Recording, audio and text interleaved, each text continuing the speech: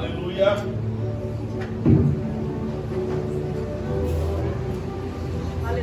É com imenso prazer que eu cumprimento a todos com a paz do Senhor.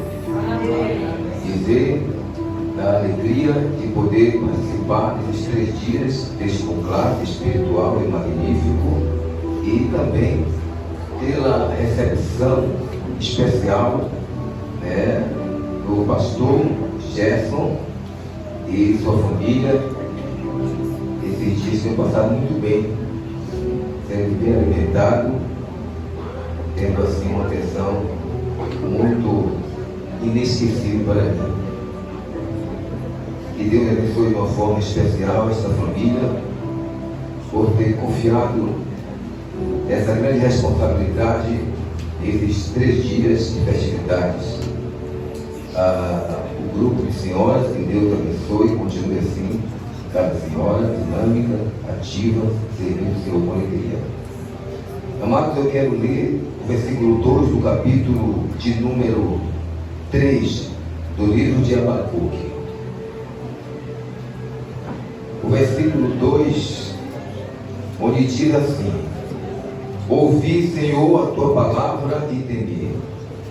Aviva, ó Senhor, a tua obra no meio dos anos. Fale comigo assim: no meio dos anos.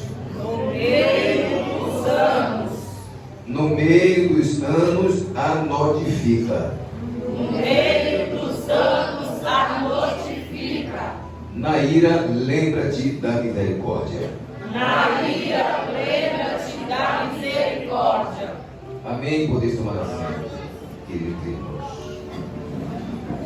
É uma satisfação também poder registrar a presença ali do presbítero Natanael, popularmente conhecido como Pretinho, que também serve como vereador nessa cidade. Que Deus o abençoe de uma forma especial. Ele sempre está me acompanhando em algumas festividades. Eu sei que ele veio adorar a Deus, mas também veio ver, porque nós somos amigos de algum tempo, e eu sempre peço a Deus que dê a ele sempre a graça de poder servir como tem servido de uma forma muito agradável.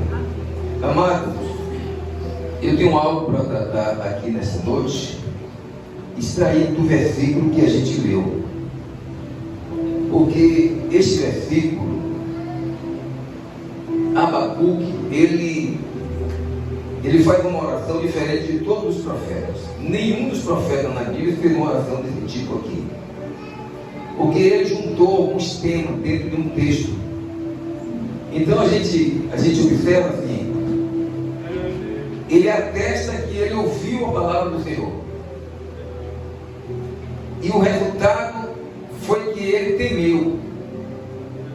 Algumas pessoas ouvem a palavra e se alegra, se regozija, fica entusiasmado, feliz, porque a palavra trouxe edificação, conforto, consolação. Mas aqui ele levou um pouco mais a sério. Ele quis dizer assim: eu reverenciei a tua palavra, eu respeito a tua palavra. Criou em mim um temor quando eu vi a tua palavra. E aí ele agora vai fazer um pedido. Observe que ele está afirmando que ouviu a palavra e dizendo o resultado que a palavra provocou. E agora ele está dizendo assim: aviva. Ele está fazendo um pedido. Ó Senhor, atua. Não era a obra dele. Ele disse a tua obra, porque a obra não é nossa. A obra não é do pastor Gerson, não é do pastor Carlos. A obra é de Deus. E ele estava preocupado com a obra de Deus, que naquela época estava enfrentando um caos moral, político e espiritual. E ele estava preocupado porque ele sabia que Deus iria agir, mas ele esperava que Deus agisse de forma diferente. Ele queria que Deus punisse o povo que estava vivendo de uma forma errada, com os seus recursos espirituais, ou talvez levantando um profeta, ou talvez mudando o coração do rei, que também era outro pervertido, assassino, mas ele ficou um tanto apreensivo, porque Deus escolheu um homem pior do que o rei Jeoaquim, que havia até matado um mensageiro só porque trouxe uma profecia escrita, mostrando para ele que ele precisava mudar. Ele queimou a profecia e outra vez alguém foi levar a mensagem e ele mandou matar o rapaz. Então, Deus tirou uma conclusão: vou trazer o rei Nabucodonosor da Babilônia para vos afligir. Alguém pior do que vocês. Abacuque queria que Deus entrasse com providência de uma forma que não precisasse ocupar, usar ímpios, cruéis, malvados. Mas ele falou: não, vou trazer ímpio, vou trazer alguém. Só tem o seguinte, que depois que Nabucodonosor castigar vocês, levar para o cativeiro, eu vou punir Nabucodonosor. Bom, alguém fala: como é que Deus faz isso? Eu não sei. Deus pega o pecador para punir um crente, depois ele pega o próprio pecador e pune ele, só porque ele puniu o crente que o próprio Deus mandou que punisse. Então, ele vai dizer assim, essa parte que eu quero enfatizar é que me chamou bastante atenção nesse versículo. Ele diz assim: no meio dos anos. Observe: aviva ao Senhor a tua obra no meio dos anos. Não falou assim no início dos anos. Ele não falou no final dos anos, mas ele disse no meio dos anos. É porque a carreira espiritual, amado, ela tem 3 etapas: o início, o meio e o fim.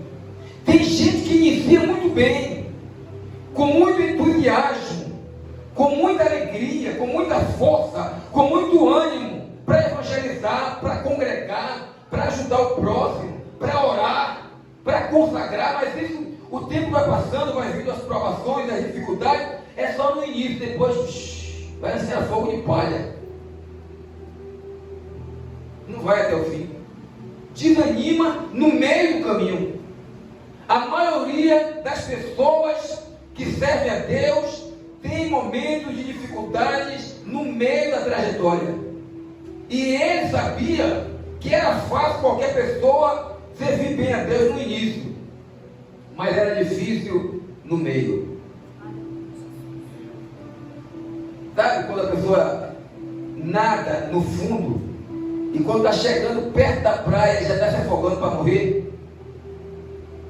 Aí Deus precisa usar alguém para dizer: esforça mais um pouco, você vai conseguir, vai chegar lá, vai dar certo. Mas a pessoa de Deus já não tem mais força porque está no meio. E ele sabia que muitos de nós teria dificuldade no meio, por isso ele falou: aviva a tua obra. Mas não precisa avivar no início não, Deus. Não precisa nem avivar no fim, porque se o meio for bom, o final vai ser feliz. Mas aviva a tua obra no meio dos anos. Ainda pediu mais. Nesse mesmo período, no meio dos anos, faz notório, a notifica, faz saber, publica, informa, espalha, mostra que o Senhor é Deus que cuida, que realiza. Ou seja, ele está dizendo assim: não vai precisar ninguém sair por aí dizendo assim: Deus está me usando, Deus está fazendo isso, Deus está fazendo aquilo. Não, é o próprio Deus que sopra o seu nome, seu ministério, e as pessoas vão ter que reconhecer que você foi chamado, que você é mulher de Deus, é homem de Deus, é Deus notificando. Porque foi ele que começou a boa obra, quem vai publicar é ele. Tem muita gente se aparecendo, tem muita gente colocando nas redes sociais suas virtudes, seus talentos, e se exaltando: eu preguei, ganhei almas, eu preguei, Deus fez isso, e pocou tudo, e virou tudo, e Deus fez isso e fez aquilo, e a pessoa fica ali esperando os aplausos, os elogios, alguém dizendo: você é demais mesmo, você é terrível, você é forte, você pode. Mas ele aqui está dizendo: não, eu não vou falar nada, é o Senhor que vai notificar, é o Senhor que vai publicar, porque a obra é tua. A igreja é dele, a terra é dele, o céu é dele, o mar é dele, o vento é dele, o ouro é dele, a prata é dele.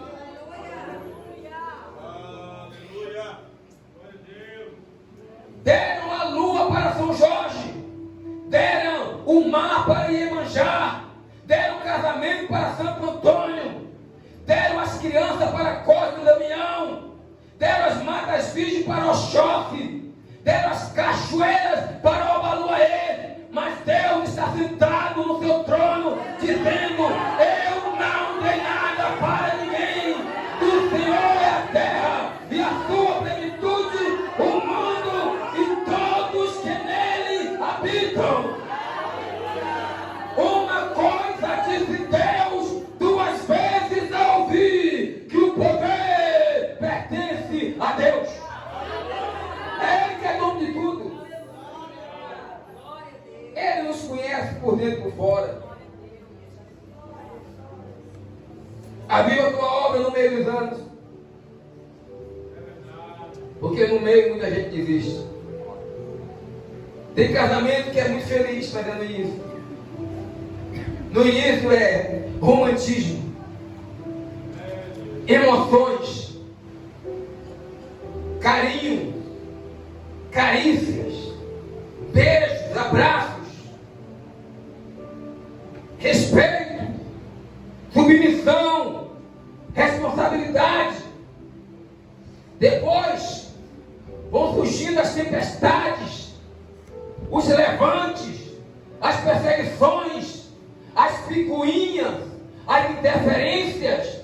Aí acaba o romantismo, acaba a admiração, acaba o encanto, e aquilo que estava brilhando, aquilo que estava em alta, agora está em baixa. Aquilo que parecia que só a morte iria separar, Satanás está se encarregando de providenciar um divórcio. Jeová te trouxe aqui nesta noite para te dizer: Ele vai te surpreender e não vai acontecer o divórcio que Satanás já projetou.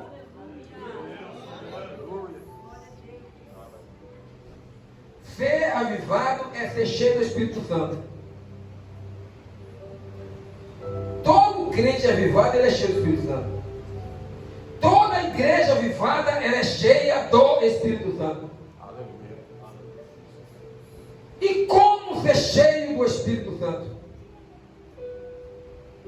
Para ser cheio do Espírito Santo é preciso, primeiro, oração. Segundo, jejum. Terceiro, meditação na palavra. Quarto, vigilância. Tendo esses 4 elementos, qualquer um de nós podemos ser cheio do Espírito Santo e sermos avivados.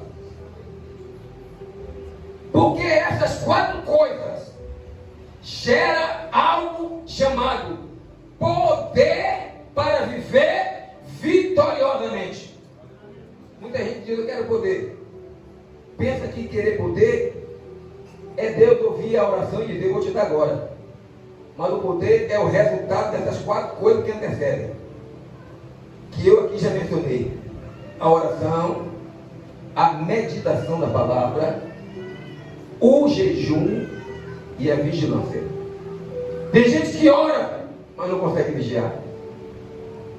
Tem gente que medita na palavra, mas não consegue jejuar. Então, fica sempre incompleto. Faz uma coisa, mas não faz outra. E quer que Deus resolva tudo certinho. Quando é para falar com Deus, é uma exigência. Deus, eu quero assim, assim, assim, assim, assado.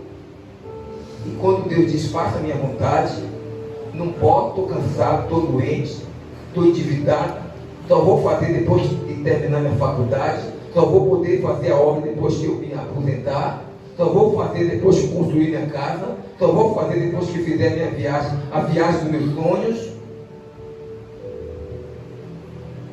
Mas o poder só vem depois que pagarmos o preço na oração, na vigilância, no jejum e na meditação da palavra.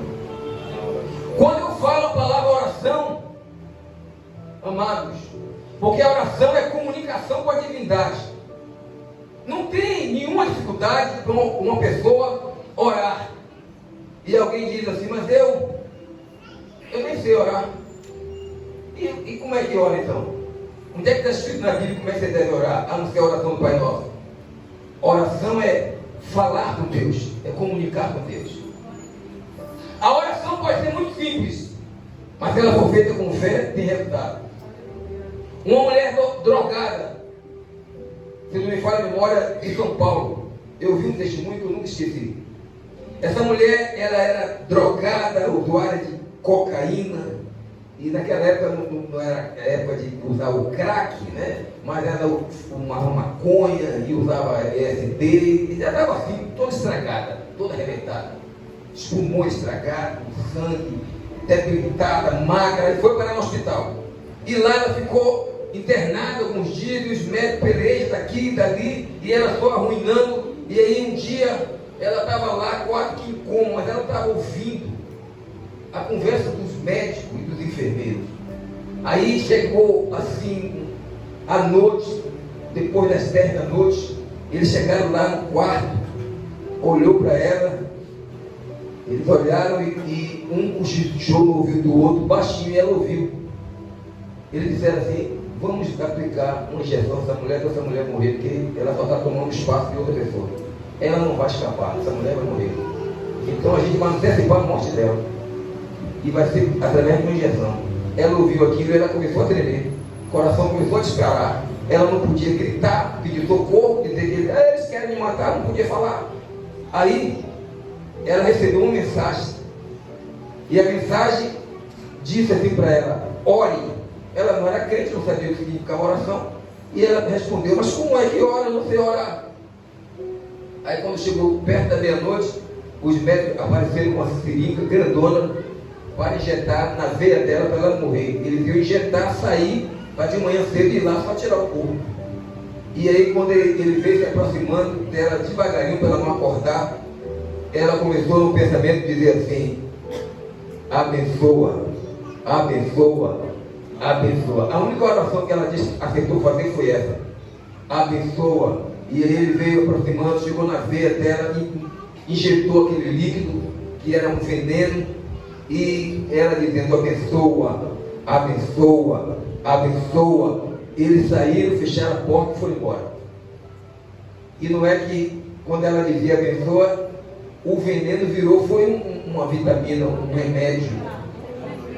Virou um antídoto curativo que restaurou a saúde dela, só porque ela falou abençoa. Ei, Deus transforma uma maldição em bênção quando a gente ora. Aí eles chegaram de manhã, vamos lá pegar o corpo. Quando chegou de manhã para pegar o corpo, ela estava sentada e deu um bom dia para eles. Assim, mas, bom dia, doutor. Eu estou melhor. Eles pensaram que iriam sepultar. Ei, estão querendo sepultar o teu sonho? Não vai dar certo. Jeová vai chegar primeiro. Mas quando a gente fala a palavra oração e a gente vai buscar na Bíblia, nós temos muitos exemplos de que a oração funcionou, trouxe belíssimos e milagrosos resultados. Mas quando a gente lê o capítulo 3 de Atos do Apóstolo, quando a Bíblia diz que a hora da oração, a hora nona, que seria 3 horas da tarde, Pedro e João estavam indo para a oração 3 horas da tarde, quando eles estavam adentrando no templo. A Bíblia diz que um homem que desde o seu nascimento era coxo, ele era colocado Formosa para pedir esmola às pessoas que adentravam no templo para adoração, para oração. E ele viu a Pedro e João na hora que eles estavam entrando. Então ele lhe disse assim: me dá uma esmola, por favor. Aí Pedro e João pararam, olhando para ele, e disse assim: olha para nós. E a Bíblia diz que ele levantou as vistas, porque ele era tão assim, para baixo, vivia uma vida tão humilhada, que na hora que ele pediu esmola, ele não teve nem coragem de olhar nos olhos dos apóstolos. Ele deve ter com a cabeça baixa, estendido a mão, dizendo: me dá uma esmola. Mas os apóstolos disseram: olha para nós. E a Bíblia diz que, olhando para eles, esperando receber alguma coisa. Ei, o mundo está rastejando, o mundo está na miséria, o mundo está oprimido, mas o mundo ainda olha para nós esperando receber alguma coisa. O que é que você tem para oferecer para este mundo? Tem Jesus aí, tem poder aí, tem virtude aí, tem graça aí, tem cura aí, tem oração aí para oferecer para a alma cansada, oprimida e abatida? Olha para nós, esperando receber alguma coisa. A Bíblia diz que ele olhou. Aí Pedro disse assim: não tenho prata, nem tenho ouro, mas o que eu tenho, isso te dou. Ei, você sabe por que muita gente não dá nada? Porque não tem. A gente só dá o que a gente tem. O coxo precisava de dinheiro, porque ele não acreditava que aqueles homens seriam capazes de fazer ele andar para não mais precisar pedir. Mas Pedro falou: não tenho ouro nem prata, mas o que eu tenho, isso eu te dou. Em nome de Jesus Nazareno, levanta-te e anda. E a Bíblia diz que, pegando pela mão, ele levantou, e seus pés e tornozelos se firmaram. E você sabe qual foi a primeira coisa que ele fez? Ele tinha o maior sonho, que era entrar no templo. Os coxos eram proibidos a entrar no templo. Ele era colocado à porta do templo. Então eu posso imaginar que aquele coxo, ele sempre pensava: que me dera um dia eu poder entrar nesse templo, contemplar a beleza, a formosura da casa do Senhor, participar de um culto. Eu fico aqui ano após ano pedindo esmola, nunca entrei nesse templo, mas no dia que eu for curado, eu vou entrar no templo. Digo certo. No dia que ele foi curado, ele não voltou para casa. Ele poderia voltar para casa e dizer: fui curado. Ele poderia bater na porta dos amigos, dos vizinhos, e dizer: olha eu aqui, eu era coxo, agora estou andando, fui curado. Não, ele foi agradecer. Ele entrou no templo, saltitando, pulando, dando glória a Deus, e todos viram ele adorando ao Senhor depois da cura. Ei, tem muita gente que recebe a bênção de Deus, e aí, ao invés de ir para a igreja agradecer, adorar, vai para o mundo, para as baladas, para o carnaval, para as festas. Olha, você estava doente, estava, mas agora eu estou firme, estou forte. Vamos ali, vamos dançar. Vamos dançar, vamos beber. Somos ingratos, mas esse coxo me ajudou. Agora eu entro no templo. E muitas das vezes Deus permite nós termos saúde para irmos ao templo e passamos dificuldade porque estamos cansados, porque estamos ocupados, porque estamos não corre da vida e não vamos para o templo. Mas o coxo falou: não, eu vou entrar no templo. Aleluia! Segundo, meditação da palavra. Você quer ser avivado? Precisa meditar na palavra. Porque às vezes o mundo oferece muitas modalidades de leitura. A gente tem muito o que ler. Os noticiários estão aí, sempre está tendo novidades. São muitas coisas que a gente lê que trazem tristeza para o nosso coração, que a gente não pode resolver. E a gente fica boquiaberto, abismado com tanta atrocidade, tanta loucura, tantas coisas ruins que estão surgindo neste mundo, e tudo isso através dos noticiários. E a palavra está mostrando saúde, vida, corpo, paz, alegria. E às vezes a gente não lê. E o que foi que o salmista disse? No Salmo 119, versículo 11, ele diz: escondi a tua palavra no meu coração para eu não pecar contra ti. Aleluia. Quem não lê a palavra peca. Quem não guarda a palavra peca, porque o coração está desocupado. Então o inimigo semeia a semente daninha, a semente maligna. Mas ele diz: eu escondi, está aqui dentro. Escondeu aonde? Na mente? Sim. Escondeu aonde? Escondido no coração. Quem tem a palavra no coração, ela já passou pela mente. Toda palavra que a gente guarda no coração, ela já passou pela cabeça. Então ele meditava e ele guardava. Por isso que no Salmo 1 vai dizer: bem-aventurado aquele que não anda no caminho dos pecadores, não se assenta na roda dos escarnecedores, antes tem o seu prazer na lei do Senhor, e na sua lei medita de dia e de noite, de noite e de dia e de noite. Antes tem o seu prazer. Será que está vendo prazer em ler a Bíblia? Será que está vendo prazer em estudar a palavra de Deus, em meditar? Tem gente que tem uma Bíblia que quando manda procurar alguma referência e cita o nome de um livro, como por exemplo o livro de Obadias, a pessoa fala: mas e esse livro tem na Bíblia? Obadias.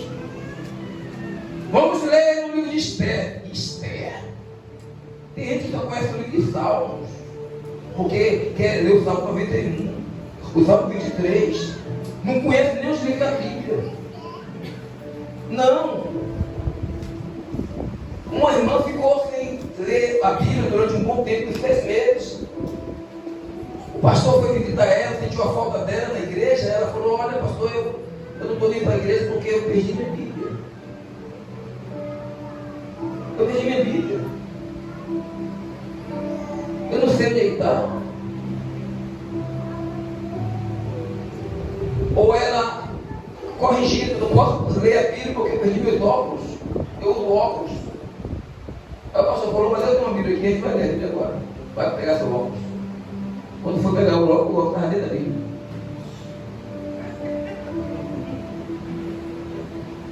Dentro da Bíblia. Algumas pessoas pegam a Bíblia e colocam em cima da estante, aberto no Salmo 91. Ali parece que é um amuleto. Aquilo ali parece que é o que traz a proteção. Demônio não entra aqui porque está aberto no Salmo 91. Não é assim que funciona. Nós não podemos deixar a palavra exposta em cima de uma estante achando que ela vai irradiar e iluminar a casa. Nós precisamos deixar ela dentro do coração, porque quando a gente guarda no coração a palavra, a gente não peca, a gente não fica servido por rei das trevas, porque a palavra está no coração. Jeremias disse: achando eu as tuas palavras, as comi. E o Senhor Jesus disse: aquele que ouve a minha palavra e crê naquele que me enviou, tem a vida eterna, não entrará em condenação, mas passou da morte para a vida. Passarão os céus e a terra, mas as minhas palavras não hão de passar. Seca-se a erva, cai as flores, mas a palavra do Senhor permanece para sempre. Como purificará o mancebo seu caminho, observando conforme a sua palavra. O Senhor Jesus ainda diz assim: aquele que ouve as minhas palavras e as pratica é semelhante ao homem prudente que edificou a sua casa sobre a rocha. Aleluia. A palavra. Leia a palavra, coma a palavra, medite na palavra, pregue a palavra, ame a palavra, cite a palavra. E com certeza você vai ver uma diferença. A sua mente vai ficar leve. E essa ansiedade, essa depressão que está aos poucos crescendo dentro de você, leia a palavra. Cientificamente está comprovado: quanto mais a gente lê a palavra, mais a gente tem mais saúde, emocional, espiritual. A gente tem mais tranquilidade, a gente dorme melhor. Dorme melhor. Está com insônia? Lê a Bíblia. Você vai sentir sono, a Bíblia vai cair em sua mão. Vai ficar assim, ó. Lê a Bíblia. Muita gente tem insônia, mas fica nas redes sociais até 1h da manhã. Já que eu estou sem sono, vou ficar aqui navegando. Mas é para navegar nas águas do Espírito.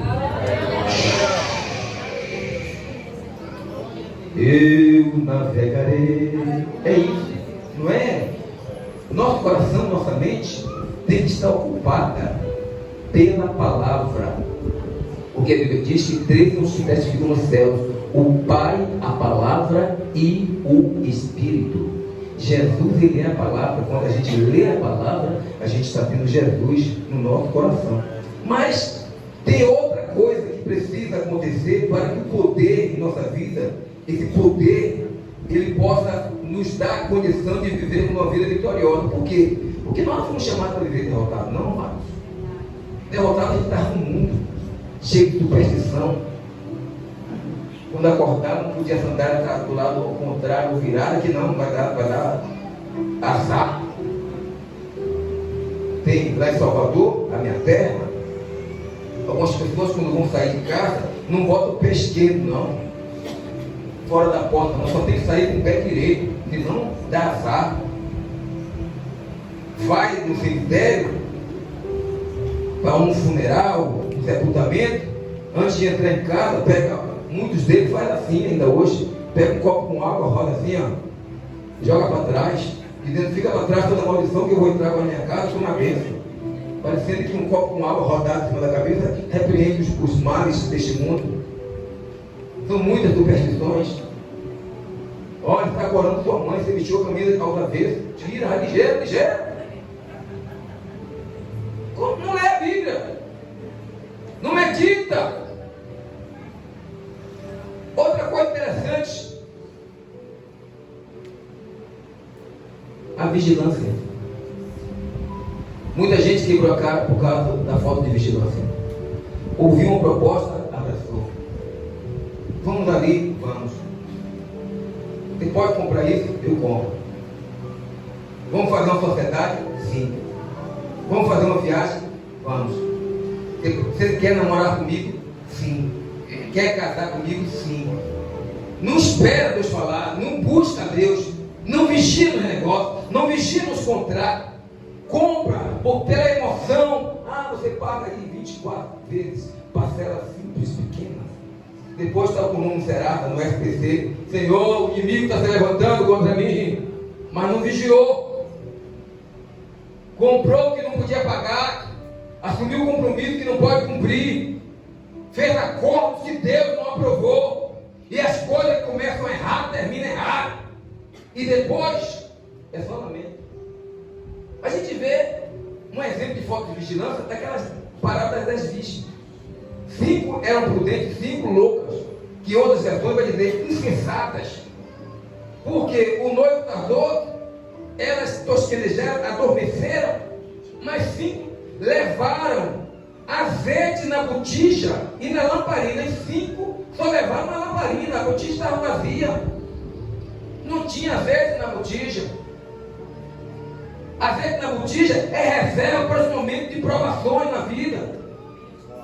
Todos nós vamos ter dias maus, porque a porta é estreita e no caminho tem muitas pedras, e Deus quer tirar as pedras do caminho, mas a gente tem que vigiar também, não podemos ficar com os olhos vendados, porque estamos rodeados de uma tão grande nuvem de testemunha. O inimigo está nos espreitando, a gente está caminhando, ele está observando para ver como pegar em uma fraqueza, nos surpreender, para nos jogar no chão, para tirar a nossa saúde, para tirar a nossa esperança, para tirar a nossa paz. Então, quando o noivo chegou, à meia-noite ouviu-se um clamor, aí veio o esposo, saíram ao encontro. Elas se levantaram, prepararam suas lamparinas, mas 5 delas não tinham. Não tinha azeite. Ou seja, foram prudentes, Se ela tivesse vigiado, pensando assim, olha, eu vou levar um pouco de azeite, porque vai que demora, né? Essa lamparina aqui, o óleo vai acabar e eu tenho que ter uma reserva para repor. 5 pensaram assim, olha, vai que esse noivo atrasa, ou chega mais tarde, a lamparina acaba, não tinha energia elétrica naquela época, como iluminar o caminho para poder fazer o cortejo no oficial, então eu vou levar. 5 delas levaram azeite na botija, e as outras 5 não levaram. Então tem muitas virgens aí que estão no escuro, na escuridão, porque a lamparina está esfumaçando, não tem claridade, estão nas trevas. Sabe por quê? Porque não vigia. Tem que vigiar. Outra coisa interessante, para quem quer viver uma vida de avivamento, é jejum. Tem gente que só jejua se for fazer exame de rotina. E o médico diz assim, vai fazer exame de sangue, não esqueça, não pode comer nada, viu? Aí a pessoa não come nada, porque tem que fazer exame de sangue para não dar um resultado, alteração do exame. Mas se for para jejuar, para servir a Deus, de jeito nenhum. Ah não, se for jejuar de manhã vai para a igreja, ele vai dar uma tontura, eu passo mal, dá uma dor na boca do estômago, eu passo mal, meu Deus, não pode jejuar. Acorda às vezes 9 horas da manhã para vir para a igreja que o culto vai terminar 11 da manhã, não aguenta ficar 2 horas sem comer.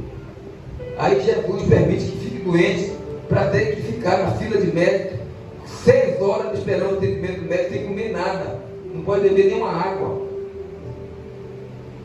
E às vezes, quando vai ser visitado, ele diz assim, estou aqui passando fome.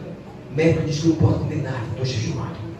Então, doutor, quem não quer jejuar numa boa, jejua na prova. Deus permite assim. E o jejum resolve coisas que a oração somente não resolve.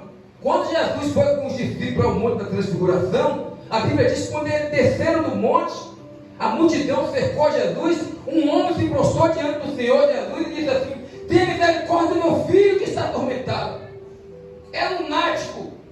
Às vezes ele cai no fogo, outras vezes cai na água. E eu trouxe para os seus discípulos e eles não puderam curá-lo. Fez uma queixa contra os discípulos. Aí Jesus falou assim, ó geração incrédula e perversa, até quando estarei convosco? Até quando vos sofrerei? Trazei aqui o menino, o rapaz. Aí pegaram o rapaz, endemoniado, possesso, o legião, e a Bíblia diz que Jesus expulsou, repreendeu o demônio e o rapaz sarou imediatamente.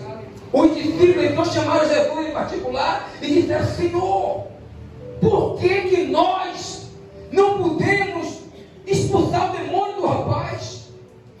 Aí Jesus falou, porque vocês têm pequena fé. Mas eu vos digo, se tiverdes fé do tamanho de um grão de mostarda, direis a este monte, passa daqui para colar, e isso será feito, e nada vos será impossível. Mas esta casta de demônio só sai com jejum e oração.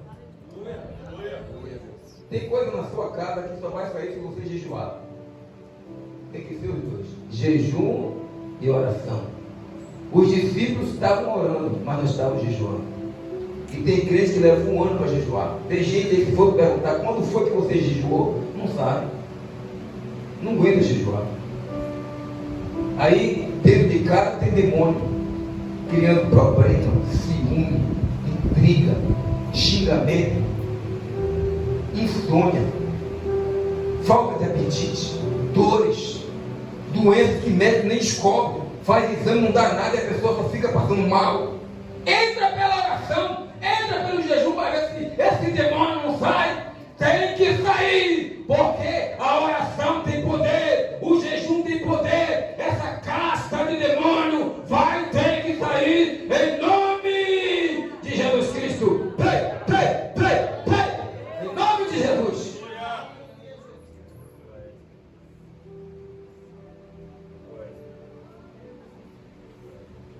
Aviva, Senhor, a tua obra no meio dos anos. E no meio dos anos, a notifica. Irmãos, nós estamos vivendo nesse meio dos anos. Estamos. Nós precisamos fazer o mesmo que Abacuque. Aviva, Senhor, a tua obra. Aleluia. Não podemos aceitar. Você sabe por quê? Deixa eu dizer uma coisa interessante, além de todos que eu já tenho falado.